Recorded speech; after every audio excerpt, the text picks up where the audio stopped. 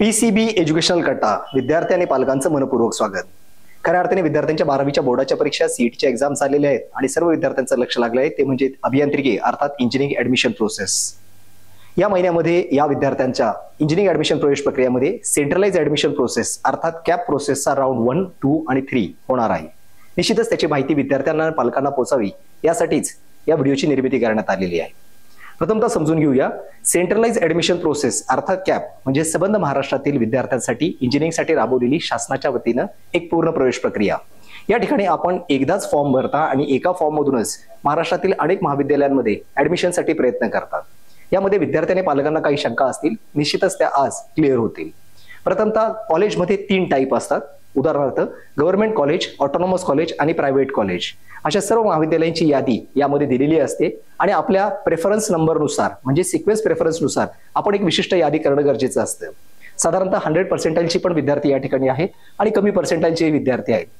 विद्यार्थ्यांनी या ठिकाणी ऍडमिशन प्रोसेस अर्थात कॅप प्रोसेसमध्ये फॉर्म भरताना आपला एक क्रम अर्थात प्रेफरन्स लिस्ट करणं गरजेचं आहे आणि त्या प्रेफरन्स लिस्टनुसार government college, autonomous college, private college आणि त्यातल्या विविध ब्रांचच्या ऑप्शनसाठी आपण या ठिकाणी तयारी करता. या तयारीमधला सगळ्यात महत्त्वाचा पार्ट आहे तो म्हणजे क्रम. तुम्ही कोणत्या सिक्वेन्सनी त्या महाविद्यालयांचे ब्रांचेस निवडतायत यावर तुमचं ऍडमिशन किंवा प्रवेश प्रक्रिया अवलंबून असते. उदाहरणार्थ पुण्यामध्ये असणारे जे कॉलेजेस आहेत, college of engineering Pune CUP जी स्वतः एक युनिव्हर्सिटी आहे, PICT, VIT, PCCE, त्यानंतर DY पाटील आकुर्डी, JSPM तातवडे अशा अनेक महाविद्यालयांची यादी आपण या ठिकाणी करू शकता. त्याचबरोबर असणारे DY पाटील पिंपरी, AISSPMS पुणे अशा अनेक महाविद्यालयांची यादी किंवा सिक्वेन्स हा आपल्याला करायचा असतो आणि महाविद्यालय आणि ब्रांच यांचा सिक्वेन्स आपल्याला नीट करता आला पाहिजे. थोडक्यात आपल्या मेरिटनुसार, गुणवत्तेनुसारच आपल्याला वेगवेगळ्या ब्रांचेसमध्ये ऍडमिशन मिळणार आहे. या ठिकाणी विद्यार्थी आणि पालकांना जी महत्त्वाची गोष्ट आहे त्यामध्ये सगळ्यात पहिला भाग असा असतो की आपण आपला एक प्रेफरन्स लिस्ट किंवा सिक्वेन्स करणं गरजेचं असते. काही ठिकाणी हाही गोंधळ असतो की अनेक महाविद्यालयांमध्ये त्या महाविद्यालयामध्ये अनेक सब कॉलेजेस असतात किंवा एकाच नावाची भरपूर महाविद्यालय असतात. उदाहरणार्थ JSPM ग्रुप ऑफ इन्स्टिट्यूटमध्ये तातवडे, हडपसर, वाघोली, पावदान, नरे अशा वेगवेगळ्या ठिकाणी त्यांची महाविद्यालय आहेत आणि ती एकसारख्या नावाची आहे. अशा ठिकाणी या विद्यार्थ्यांनी DTE कोड यावर लक्ष ठेवणं गरजेचं आहे. उदाहरणार्थ जर तुम्ही कुठल्याही कॉलेजचा DTE कोड चेक करत असाल तर CUPचा 6006 किंवा JSPM तातवडे ग्रुपचा 6141 अशा पद्धतीने DTE कोड येतो आणि प्रत्येक ठिकाणी विद्यार्थ्यांनी आपण निवडलेल्या सिक्वेन्स आणि ब्रांच आणि त्यानुसार येणारा DTE कोड बरोबर आलाय किंवा नाही याची शहानिशा करणं गरजेचं असतं. अशा पद्धतीने जेव्हा आपण योग्य पद्धतीने फॉर्म तयार करता तो सिक्वेन्स प्रेफरन्स तुम्ही योग्य पद्धतीने कॅप राऊंड 1 मध्ये भरणं अपेक्षित आहे. 8 तारखेच्या दरम्यान या ठिकाणी फायनल मेरिट लिस्ट डिस्प्ले होणार आहे आणि त्यानंतर आपला कॅप राऊंड 1 या ठिकाणी सुरू होईल. या ठिकाणी आपण तयार केलेले आपले प्रेफरन्स सिक्वेन्शियली आपण योग्य पद्धतीने भरणं गरजेचं आहे. म्हणजे जे कॉलेज आपल्याला हवं आहे ते सर्वात वरती, त्यानंतर लागणारं कॉलेज, त्यानंतर पाहिजे असलेलं कॉलेज अशा पद्धतीने क्रम तयार करायचा असतो. पूर्वीच्या काळी काही ठिकाणी लिमिटेड ब्रांचेस होतात. उदाहरणार्थ civil, computer, IT, ENTC, mechanical अशा लिमिटेड ब्रांच असायच्या. परंतु आता अनेक महाविद्यालयामध्ये data science, artificial intelligence, computer science and business system, cyber security, computer आणि ITशी संलग्न असणाऱ्या अनेक ब्रांचेस चालू झालेल्या आहेत आणि निश्चितच त्यानुसार त्या कॉलेजचा इंटेक तुम्हाला माहिती असला पाहिजे आणि त्याचबरोबर त्याचा DTE कोड हा सुद्धा तुम्हाला माहिती असला पाहिजे. विद्यार्थ्यांना विनंती आहे की आपण आपला कॅप राऊंडचा प्रेफरन्स फॉर्म हा योग्य पद्धतीने तयार करावा, एक सुंदरशी अशी यादी त्याच्यावर तयार करावी आणि त्या यादी किंवा सिक्वेन्सनुसार आपण आपला ऑप्शन फॉर्म भरावा. यामध्ये दुसरी महत्त्वाची गोष्ट असते ती म्हणजे आपला प्रेफरन्स हा योग्य पद्धतीने आहे का. आपल्याला मिळालेल्या पर्सेंटाईलनुसार आपण कमीत कमी गेल्या वर्षीच्या कट ऑफ नुसार आपल्यापेक्षा जास्त पर्सेंटाईल असणारे 5 पर्सेंटाईलचे कॉलेज आणि आपल्यापेक्षा 7 पर्सेंटाईल खाली असणारे कॉलेज अशा सगळ्यांचीच यादी तयार करून घ्या. कधी कधी कॅप राऊंड मध्ये विद्यार्थी कमी ऑप्शन्स भरतात. प्रत्येक विद्यार्थ्याला कमीत कमी 1 आणि जास्तीत जास्त 300 ऑप्शन भरण्याची परवानगी असते. अशा पद्धतीने आपण आरामात ते ऑप्शन भरू शकतात. परंतु मागील अनेक वर्षाचा अनुभव आहे विद्यार्थी 30, 40, 50, 60 एवढेच ऑप्शन भरतात. ज्या विद्यार्थ्यांना चांगले पर्सेंटाईल आहेत त्या विद्यार्थ्यांनी कमी ऑप्शन भरले तरी चालतील, परंतु ज्या विद्यार्थ्यांना कमी पर्सेंटाईल आहेत अशा विद्यार्थ्यांनी मग मात्र ऑप्शन जास्त भरावेत. ज्या विद्यार्थ्यांना कमी पर्सेंटाईल आहेत अशा विद्यार्थ्यांनी ऑप्शन फॉर्म भरण्याचं कारण कधी कधी पहिल्या राऊंडमध्ये आपल्याला एकही ऑप्शन मिळत नाही. त्यामुळे आपल्या पर्सेंटाईलचा विचार न करता एक योग्य अशा पद्धतीची एक यादी आपण तयार करणं गरजेचं आहे आणि प्रेफरन्स लिस्टमध्ये ती सिक्वेन्शियली भरणं गरजेचं आहे.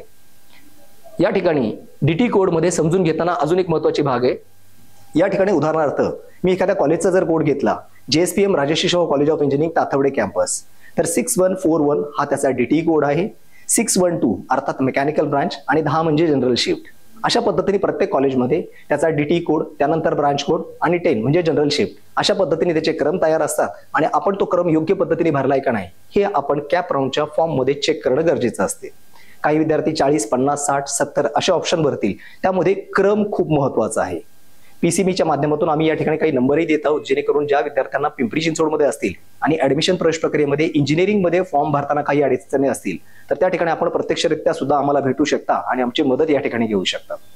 या ठिकाणी कॅप राऊंड 1 मध्ये तुम्हाला लिस्ट डिक्लेअर झाल्यानंतर 2 चॉईस उपलब्ध होतात. यामध्ये freeze confirm and freeze not confirm असे 2 पर्याय उपलब्ध असतात.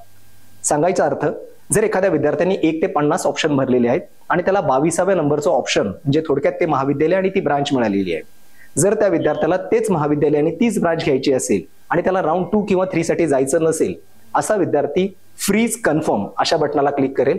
ऑनलाईन तो 1000 रुपये पेमेंट करेल आणि पुढील 2, 3, 4 दिवसात त्या महाविद्यालयामध्ये जाऊन रिपोर्ट करेल, आपले ओरिजिनल डॉक्युमेंट त्या ठिकाणी सबमिट करेल आणि ऍडमिशन प्रवेश प्रक्रिया पूर्ण करेल.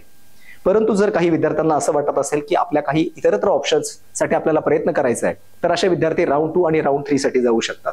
या ठिकाणी विद्यार्थ्यांनी मग मात्र फ्रीज नॉट कन्फर्म अर्थात ज्याला आम्ही बेटरमेंट असं म्हणतो, या बेटरमेंटसाठी प्रयत्न करावे. थोडक्यात राऊंड 1, राऊंड 2, राऊंड 3 यानंतर टप्प्याटप्प्याने आपण थोडे वर सरकत राहतात आणि आपल्या मिळालेल्या पर्सेंटाईल नुसार आपण चांगल्या कॉलेजचे चांगले ऍडमिशन मिळवू शकतात. महाराष्ट्रामध्ये या ठिकाणी एक गोष्ट विशेषतः 99.99 पर्सेंटाईल आणि 90 पर्सेंटाईल याच्यामध्ये गेल्या वर्षीच्या तुलनेने जवळपास 6500 विद्यार्थी यावर्षी जास्त झालेले आहेत. त्याच उलट इंजिनिअरिंगमध्ये प्रवेश घेणाऱ्या विद्यार्थ्यांची संख्या 30 ते 40,000 ने वाढलेली आहे.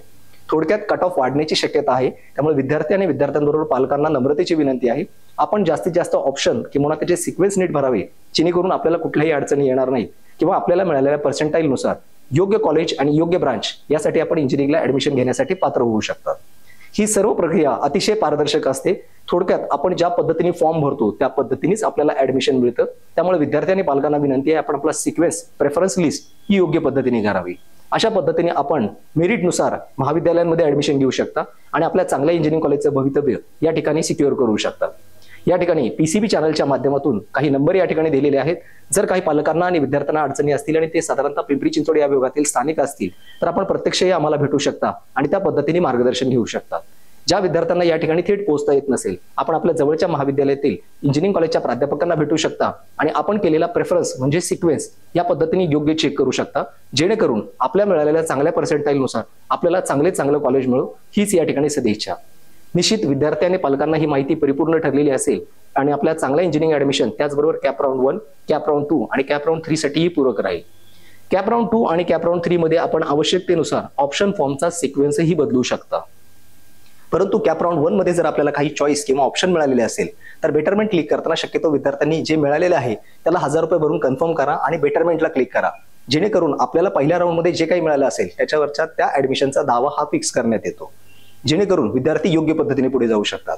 अधिक माहितीसाठी आपण PCB चॅनलला येऊन भेटू शकता किंवा आमच्याशी संपर्क करू शकता.